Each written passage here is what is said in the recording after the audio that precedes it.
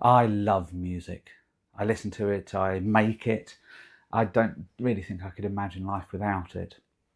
Last year, I wanted to be able to see if I could broaden my musical knowledge and horizons.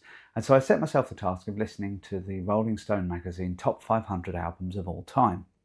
Now, there was a tiny problem involved in this, which was that I thought that if I started at number 500 and worked up to number one, then the risk was I'd have to work through quite a lot of, well, it's good, not great music. And conversely, if I started at number one and tried to be able to work backwards, then I'd get all the good stuff and get increasingly diminishing returns as I went through the list.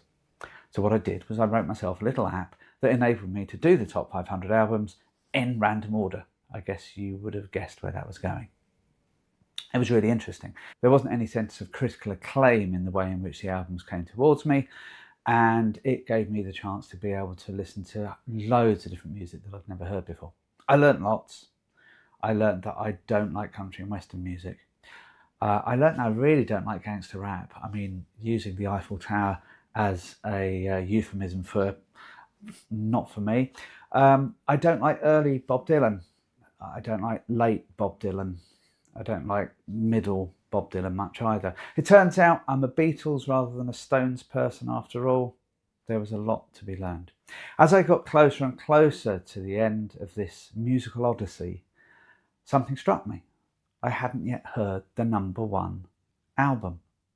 I got to the last 10 and I still hadn't yet heard the number one album. And it turned out that the last album that the app chose for me was the number one album, which is Marvin Gaye's What's Going On, an absolute classic. If you haven't heard it, go and listen to it immediately.